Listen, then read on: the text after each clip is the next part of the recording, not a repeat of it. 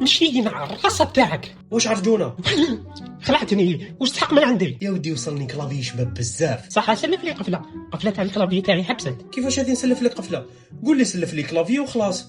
سلف لي كلافي. يا ودي انت صح ما تحشمش. يا ودي راني نقصر برك، صح وري لي كلافي هذاك كيفاش داير. هكذا نتفاهموا. اروح. لحقني هذا الكيبورد F75 من شركه اولا. راح نشوفوه كيف بيان سور. اول حاجه تجي هذه البلاستيكه اللي راح تغطي لك الكلافي ما يخليش توسخ، وبيان سور يجي معها الكتاب هذا اللي غني بالكتيبه اللي ما حاش نقراوها بيان سور. عندنا لي سويتش زياده اون سي جامي تتخسر لك كاش قفله، وبيان سور كي كابولار هذه باش تنحي بها الازرار. يجي مع كابل يو اس بي ثاني كيما تقدر تمشيه بالبلوتوث تتهنى كامل من الخيوط. وصلنا للقطعه الاساسيه اللي كامل راكم تستناو فيها. صراحه كي تشدو في يدك الكلافي حاجه فخمه، ويجي بعده الوان تقدر تخير الكولر اللي يعجبك من الموقع، وبلا ما ننساو الصوت تاع لي سويتش ديالو بزاف شباب. ودوكا نخليكم مع لقطات تاع الكلافي.